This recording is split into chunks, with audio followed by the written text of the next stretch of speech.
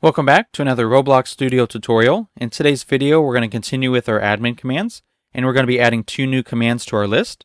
We're going to be adding a speed command to change the speed of a player, and we're also going to do the same thing with jump power. So let me go ahead and show you how this is going to work. So the first one is going to be speed, and then the player's name, and then you can assign a value to it. So let's go ahead and try 100. And then after I press enter, my player has a speed of 100. And we're going to do the same thing for jump. So we can do /jump, the name of the player, and then a value. And when you do that, you now have an increased jump power. All right, so let's go ahead and dive in and see how we can do this in Roblox Studio.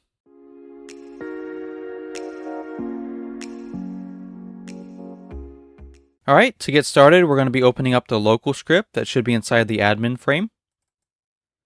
On this script, the first thing we're going to do is create a new variable for the value. So what we'll do is right below the person variable is we'll say local value. And this is going to be equal to our command list. And we're going to take a look at the third position of it.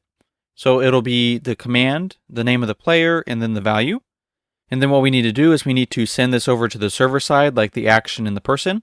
And we can do that by just putting a comma and then value. Okay, and that's all we have to do for the local script. So let's go over to the server script service and open up the admin script. Okay, so on this script up at the top, we're going to add our new commands. So inside of our actions list, we're going to add our two new commands. So the first one is going to be speed. And the other one is going to be jump.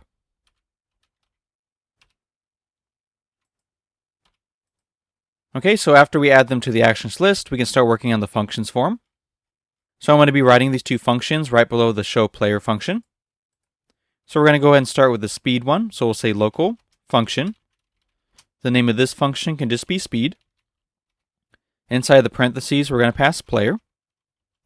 Inside the function, it's just going to be one line of code. We're going to say player dot character dot humanoid dot walk speed. And what we want to set this equal to is the value that you put inside the command bar. And that reminds me that we also need to include value right here. So this will be the player that you want to do it on, and this will be the value that gets assigned to it. All right, so right here we're going to say equal to value. And then for the jump command, it's going to be very similar. I'm going to change the name of this function to jump.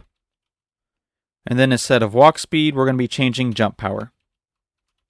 Okay, so down here, we'll go ahead and add our two else statements. So we'll say else if action is equal to, this time it's going to be /speed. We're going to write then, and then we're going to run our speed function. We're going to give it the player and also the value. And for it to know what the value is, we need to include it up here. So right after person, we're going to do comma and then value. So all these pieces of information here get sent on the remote event from the local side. Okay, so after we put it there, it now recognizes it down here. So it's going to take the player and the value, and it's going to send it to our speed function. And then our speed function will change the player's walk speed. Okay, let's do the same thing for the jump.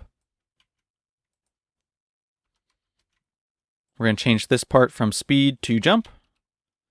And then the function we're going to run is called jump.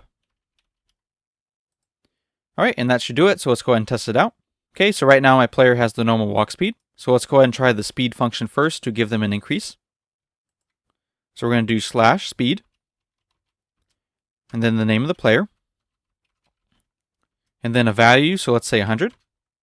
And then we can press enter. And now when my player walks around, they have a walk speed of 100.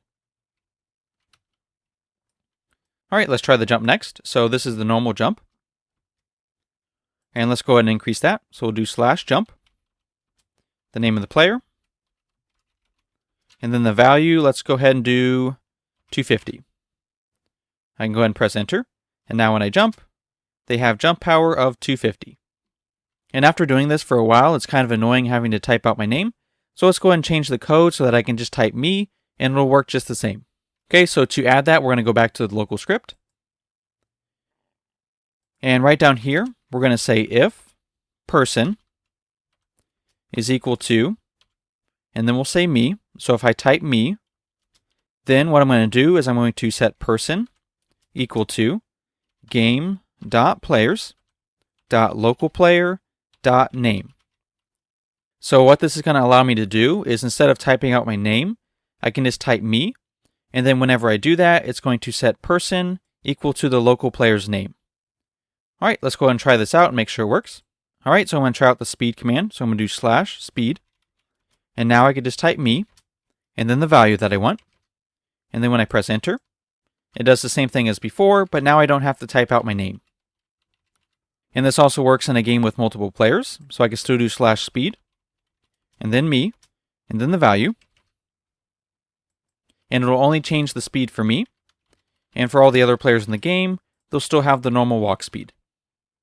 Alright, so that's going to be it for this video. I hope you enjoyed, and stay tuned for the next one.